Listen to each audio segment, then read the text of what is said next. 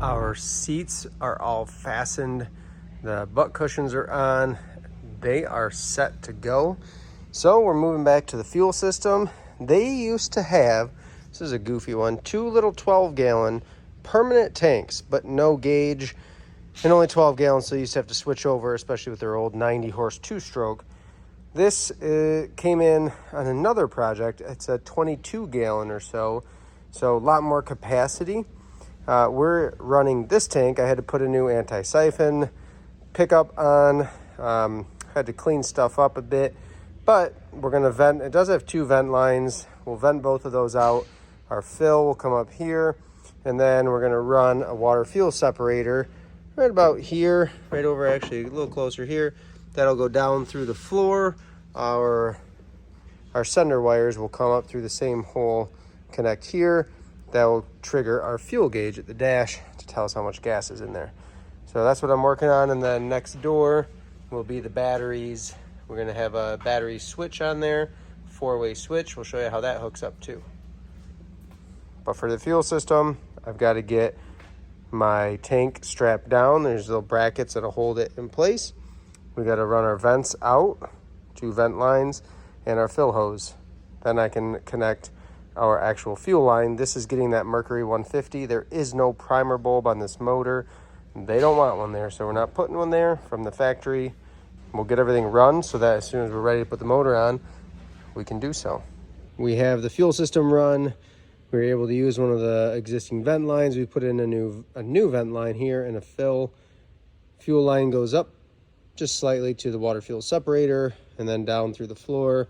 We routed the fuel line out so it's ready for the motor.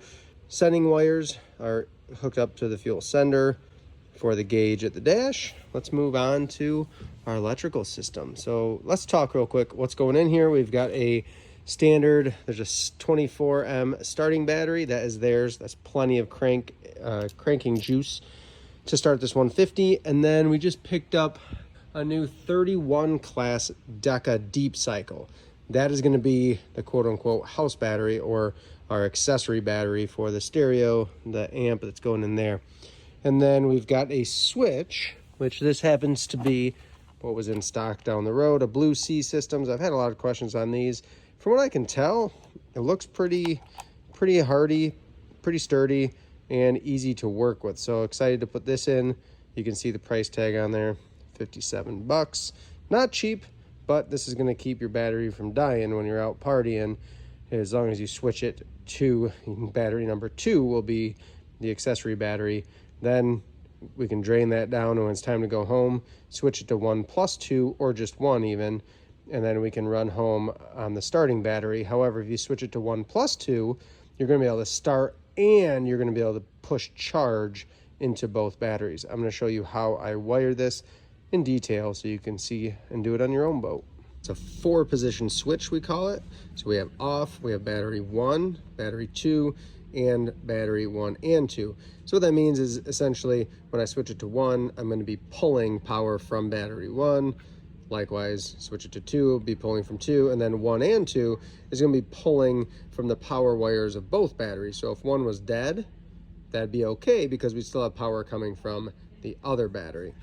What we have here, the bottom is punched out already, and then these tabs on the sides are available to punch out as well. So I'm actually going to go ahead and I'll be taking out this little tab and this little tab to fit my wires in. But if we look in here, here's that back plate. So like I said, we're just gonna go ahead and punch those right out. Comes right out. Same thing, we'll punch this one out. That comes right out. So now I'm left with just the top cover on. I'm going to leave that, and that'll fit right back on. That way I can run a wire in this side, that side, and the bottom. So let's look at the switch itself, which is this guy. And we have a 1, a 2, and an output. You're a lot of times going to see a 1, a 2, and a common or a C. So basically, anything that's going to need power on this boat the positive wire, the positive cable for the starting the motor, for the stereo, the electrical accessories, that's all going to go on output. I like that they label it output. It makes a lot of sense. One is going to be my starting battery. So that'll come in that side where I punched out the hole. And then 2 is going to be my deep cycle, my big 31 class deep cycle. And so what the way we'll use this switch is, if I'm running the boat in normal circumstances, it's almost always going to be on both, 1 plus 2. That way we're pulling charge, or pushing charge rather, into both batteries. And then if I'm sitting at the sandbar and I'm listening to music, the stereo's bumping, after I've turned the motor off, you always have to have your motor off before you're going to switch, because of the power coming in from the motor, especially when it's going to be a 150 Pro XS. It's going to push some amps in. You can screw a lot of stuff up if you try to flip this switch while the motor is running. So always make sure the motor is turned off. Then we could turn it to solely 2, and that's going to let me just pull power from my big deep cycle, my number 2 battery. And what I typically do is just label 2 and 1 on a piece of tape, so it's obvious which battery is which. And then when I leave the sandbar, before I start the engine, I switch it back over to 1 and 2. That's going to give me plenty of juice because I got battery number 1 involved again. And then on the way back, it's going to help push charge to both batteries. The grounds for everything, this is another big important thing when you're wiring a switch. I have my batteries positioned purposely. I have positive, and then my negatives over here. I'm going to run this little black, this is all 4 gauge wire. I'm going to run this across my grounds so I can pair the grounds together, and that way we're sharing ground. We can push that charge into both batteries. That's an important thing. And then also all of my grounds are going to go, they can go on either battery. Since we're sharing a ground, we can go ahead and put the starting battery cables. I could put the ground on this one or this one. It's all connected, so it doesn't really matter which one. It just depends on how much space you have on the post and what you prefer to do. So I'll likely put my starting cables for my motor on the ground on the starting battery, and then probably all my accessory stuff will be piled on the deep cycle, just because that's how I like to do it. But it wouldn't matter if I piled them all on one or the other. I'm going to go ahead and get this wired up. Again, just running 4 gauge big heavy red from my deep cycle to number 2. I'm going to run a big heavy, same thing, 4 gauge from my starting battery to post 1. And then I'm not installing this yet, but it's going to go right in here with the back on it. Obviously I'm not going to touch that, but the back will cover up, and we'll make a little mounting bracket right here where it's easy to get at, and it'll be covered out of the elements by the sun deck as well. That is how this is going to go. I'm not going to fully install it yet because obviously I've still got a motor to hang on here, and I need to get access to my output. And so I've got my starting battery run to number 1. I've got my deep cycle to number 2. And keep in mind, if I were running 2 deep cycles in parallel, I would run my positive lead coming off of one of those to that number 2. So you can totally use this switch if you have 3 batteries in your system. That's completely fine. You're just going to use the 2 in parallel as your number 2 battery. So it's kind of becomes just one big battery, putting them in parallel, and that's where you would run the positive coming off of one of those in parallel to number 2. Everything that's going to go out for a positive will go on my output. We're going to go ahead and put the cap back on this and just set it down in here. Remember, when you hook up your accessories, start with your motor first. For the ground and the positive, make sure that your motor cables, they're going to take the most draw. Make sure that they are, if it's on your battery, they're the first one down on your battery. Then you could stack an accessory on top or a ground on top. Same thing on the switch. I'm going to make sure that my motor positive cable is the first one on here, closest to this big metal on the bottom. Then I'll stack things on top of that. We've got the console getting started here, so I got to cut a 3-inch hole for hydraulic steering. Switch panel, going up there. I know they used to have these in stock all the time. I've had that on order for 2 years and I just got a couple of them. So hopefully that's a good sign that there will be more coming. We'll see. This one gets a destroyer wheel. We're gonna get a glove box. We got a Garmin Fusion, a nice stereo head unit going in, Bluetooth. So I'm gonna go ahead, trace all my stencils out, make my cuts. I use a Dremel tool. I've been asked about this a lot. Plug in. If you do a battery power, it'll die halfway through. And we just use this cutting bit. I think it's considered, see if I can focus on it, a general cutting bit, and it works great. If you keep 2 hands on it the whole time, you can follow those lines really accurately. Just move slow and you'll get it done. But I'm gonna go ahead and get this cut out so we can get it up on the boat.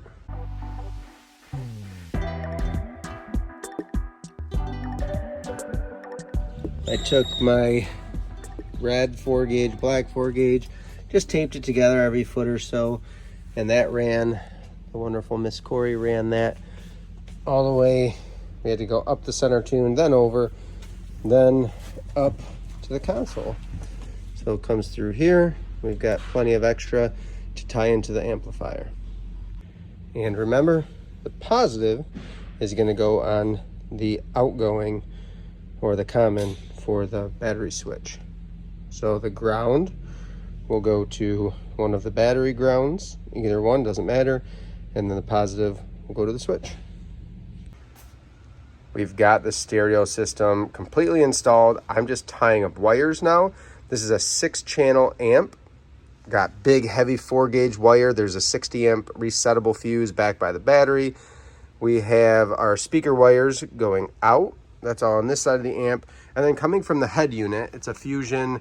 I believe it's a MSRA 210. It tells me what it is when I turn it on. Really nice head unit. Those wires are all going out that way. From the head unit, we've got our auxiliary cables. So they have these little ends on them. That's going to the sub, so it only uses one. And then we have all of our speakers going out this way. And then this little guy here is a remote for the sub. So that's in the glove box. We just ran that down through. Really nice little feature to adjust how much bass you're getting based on the based on the music you're listening to, and maybe who's driving. So this is all powered by a switch on the panel. When you turn the switch on, the stereo fires up. That remote wire fires up the amp, and then you got great sound between these wakeboard speakers, the 10-inch wet sound sub, and those front 6.5 inchers. This boat sounds really, really good. I'm gonna get this tidied up and underneath there so we can keep moving forward. All tied up. Bundle our wires, a lot of vibration happening, so we try to bundle it up, keep them tight. I just recorded this whole video, or thought I was recording, and I wasn't. So really easy to adjust the sound for our zones on this head unit. I just go to my zones. There's all zone 1 and zone 2. And from there, I just push the middle button. I can adjust all my zones at once. So all my zones being zone 1 is front, zone 2 is back. And then I can tap it again. I can change to adjust zone 2, or zone 1, sorry. So I could turn just the front up loud if there's people who want music up front. And I can turn zone 2 up or down. If I'm having a conversation back here, maybe I'll turn it down and keep the music bumping for people up front. That's how we do it. Get them all balanced back out and go back to all. That's normally how we're gonna run it. It is that MSRA 210. So really a nice head unit. Color display. Everything on the console is really pretty much in. I gotta grab a gauge harness. I could cut and splice into this little harness that says gauges, but I just can't bring myself to do it because there's a proper way to do it, and that's just unhooking this weather cap and getting the gauge harness. It's like a $30 or $40 part from a local Mercury dealer. That way I can run power and ground to my fuel gauge, which is pre-wired. And yeah, control box is in, key switch is in. Just getting everything tidied up. The hydraulic lines are coming out, obviously. That's so that Mikey B can come and install those. Battery system is close, but I'm waiting to tie everything up until I get my motor on, which we have everything run now. Main harness, shift throttle cables, hydraulic lines, fuel line. That's all hooked up. I'm just waiting. As soon as I get the motor hung, I'll run the battery cables up through, hook them into our switch, and then we can put the sun deck on. And yeah, it's coming right along. I'm gonna go right now and I'm gonna tackle the deck trim. We're gonna put the black trim on this because everything is run wire-wise and motor-wise that I need run. So we can go ahead and start covering things up on the outside. River's taking a break. Holly's sewing. Deck trim's starting. Before we put the side deck trim on, I gotta install that heavy-duty stainless swim ladder. So the back piece is on.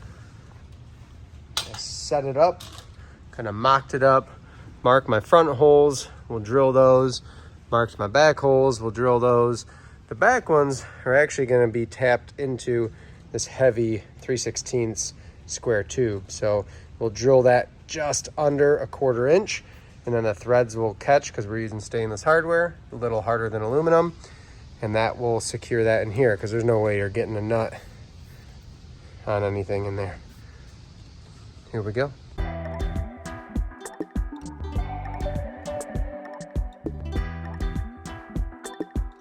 It is time for that Mercury 150 Pro XS.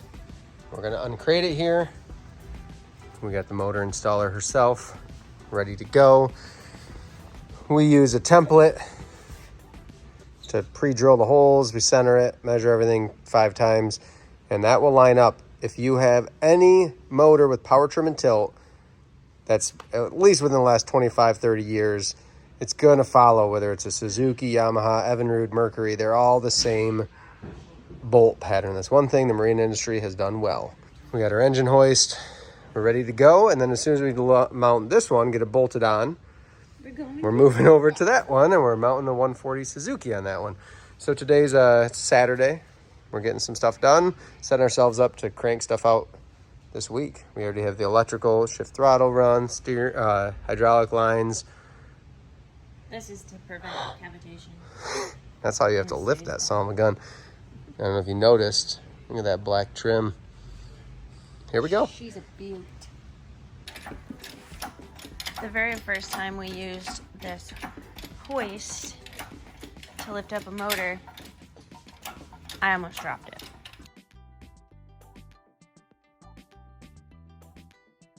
Was it the one that almost fell on me? Yeah. It was in the video. Tritoon conversion video. Yeah. And then I will say that it took us, well, not us, it took Tom 2 seconds to remove the hood. On this one. On this one. The 115. The 115, it took us a solid 30 minutes. I had to go online and make sure that there wasn't an extra step. This hoist lifted our 200, which is about almost 100 pounds heavier than this.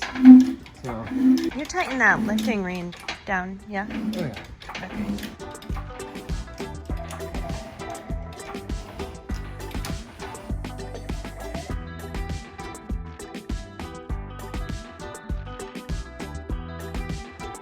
Today was a big day and getting this boat close to being done. Seat covers are on. We get asked a lot about the seat covers. We have a seamstress who comes and sews in-house, literally on that table with that sewing machine, and she makes them custom to every boat. So unfortunately we can't ship them to you or sell them to you. If you're in Michigan, we can make them for you, but this is something she comes and does one at a time. Individual little things like this where its strap comes in, velcros down just to seal that up. But we are all covered. We'll take some pictures, uncover them, and then we're going to wrap up the rest of this boat. That big 150 is on there. Looks awesome. Hydraulic steering's good. All of our engine rigging is good. We're ready to put some gas and oil in it. Gas in the gas tank, rather. Oil in the motor, and run this thing. What'd you find up in the upper deck? I found the keys to cavitation. They're Briggs and Stratton keys. I don't even know what that means. What does that mean? Small engine, maybe a lawnmower or something. Oh, seriously? I just picture somebody freaking out, couldn't find keys because they're both there. That's the main and the spare. You have heard me talk about how much I hate underskinning. Not what it does, but installing it. It's awesome on a Tritoon, even on a Pontoon, for making a quieter, smoother ride, keeping water from constantly spraying on your plywood. In this case, this boat's gonna go pretty fast, so we gotta keep that spray down, keep the drag down, keep water from hitting all the cross members as it comes off the pontoons. So we're underskinning this. It's 063 aluminum, that's 16th inch, basically. And we're gonna go ahead and run self-tappers up through. In a lot of cases, we're gonna have to pre-drill at least our sheet aluminum so that the screws can then tap into the cross members. On our thicker cross members that we added, we're gonna have to go ahead and pre-drill those. Otherwise, my self-tappers aren't gonna do it. So stainless steel, as always, on everything you can. We're gonna run it back to this back part, and then we have a smaller panel that's gonna go in. But you always need to start from the back and work your way forward so that the overlap, your front sheet, each time will overlap the back sheet slightly. And there should be an overlap, not a seam. That way water just runs right off of it. That's underskinning. I'm gonna get underneath here today. It's my one job I have to get done today is underskin, because we have to modify this trailer slightly to give something to put a motor bracket or a transom saver on. So we got to bring the trailer back a little ways to where I can run a transom saver for this big old motor. Doesn't get trailered a lot, but we got to get back to Tennessee safely without doing any damage to the boat, motor, anything like that stress-wise. So that's why we'll do a transom saver with a little modification on the trailer. Got this back panel in. Just a short one by the transom. It's gonna overlap a little bit. We got an 8-footer that's gonna run down. I gotta repeat this same step on the other side, and then I'll go ahead and run a full length, go over to the other side, run a full length. I am just tapping everything with a pilot bit, so just a smaller drill bit, and then my self-tappers can rip right in. That way I'm not stripping screws, doing anything crazy. They're stainless, just Phillips head, 3/4 inch. Plenty of strength, they're gonna stay in there forever. But it's just getting them in there, getting covered with metal and everything. That's the fun part. Let's get this done. As much as I hate knee pads, gotta wear them today. I'm gonna be kneeling on that concrete for the next couple hours. One side down, one side to go. And there you have it, we're underskinned. We're not gonna worry too much about this area in between. That's not typically a huge thing to be worried about, because that water is going to spray off the back of the nose cone and shoot between the tunes. You're not usually going to get any water deflecting from here straight up into those areas. So not worried about that. Once you're trimmed out and you're running fast enough to create spray, that's going to block it. The water can slide through, not get the deck wet all the time, and give us a smoother. I haven't noticed a speed increase. Some people have. I guess it depends on the horsepower and the setup and everything, but here we go. This thing is done. Before we show you the completed project, let's take a look at what it looked like when it came in.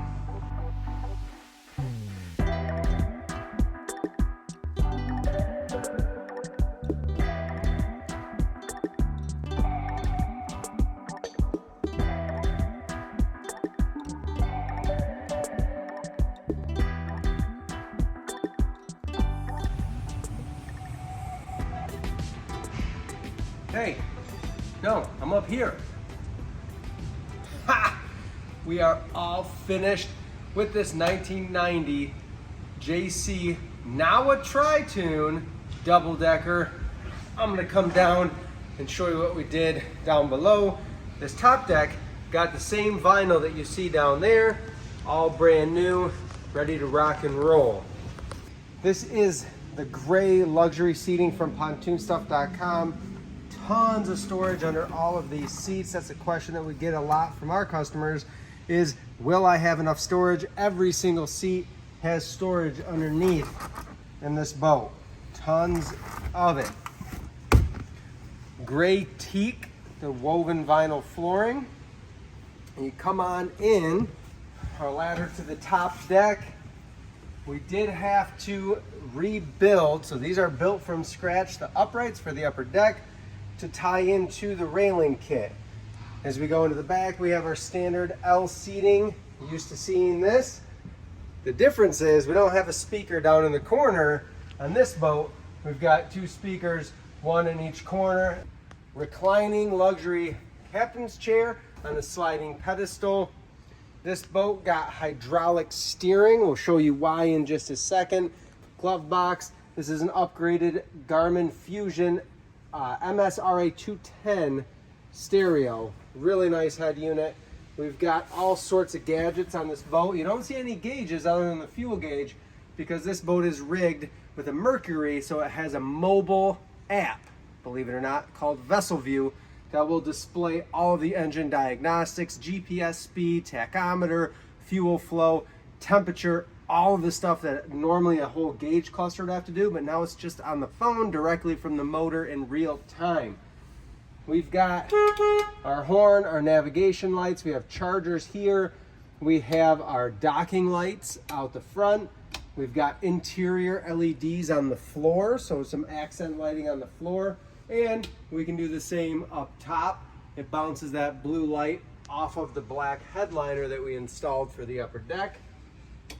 If it's dark and we just need a little bit of courtesy lighting, we can do that too. We have white lights for that. And then our accessory switch on the end here powers up our stereo as well as our chargers. This lifts up, so there's that sun deck. This is a custom upholstered piece. We take it to a local upholsterer and he does a great job mimicking that same diamond inlay that you see on the luxury seats. We have a battery system over here. So we have a starting battery and a house battery, big deep cycle 31 class on a 4-position switch. We showed you a bit of the install on this. This fuse is for the stereo system. This has an amplifier and a 10-inch subwoofer to give the maximal performance for the stereo. Our fuel system, 22-gallon fuel tank. There's a couple vent lines and fill out the side. We always try to push, especially on a new outboard, a water fuel separator and filter. This is going to pull fuel in, and if the water gets into our fuel at all, it's going to gather in the bottom of this filter. So if I'm ever having issues with engines or anything running rough, I can test my fuel quickly from this and see if there's water in it. Otherwise, it is a filter too, so if you get any particles in your fuel, that's going to filter them out. Stepping out onto the back deck, I love when there's a little bit of space to walk around. So if I'm swimming, I want to get off the boat either side, or if I need to jump off on a dock, I can walk across the boat and do so. We have a heavy-duty stainless swim ladder on that starboard side, and one of the obviously huge additions on this boat is this Mercury 150 Pro XS. This motor is why we needed hydraulic steering, that C-Star steering. This is putting out closer to 165 horsepower, believe it or not. It is that high performance motor from Mercury. It's gonna move this boat along with all the people, all the gear, the coolers, whatever they need. Let's take a look from the outside real quick, and then we'll wrap this up. From the outside, this boat got the new railing kit from pontoonstuff.com. I know we can't quite get it yet. It's not fully in stock. It's coming soon, I hope, and for your benefit too. We took the deck trim, laid it all out, cut it to size, and then we took it to powder coating and had it powder coated. So this is gonna last a long time being powder coated. It's gonna match these railings and the uprights really, really well. Stainless steel cleats. We have our docking lights. Those are LEDs, super bright. And then we have our LED nav lights on the wall. This is what's possible for your old boat. This boat's over 30 years old, and now it looks just like all the brand new ones out on the lake. If you like what you saw throughout this video, if you're shopping pontoonstuff.com, remember you can enter Tom's Toons at checkout to save 5%. Otherwise, please subscribe to our channel, like, comment, tell us the favorite thing on this boat that you saw. Thanks for watching.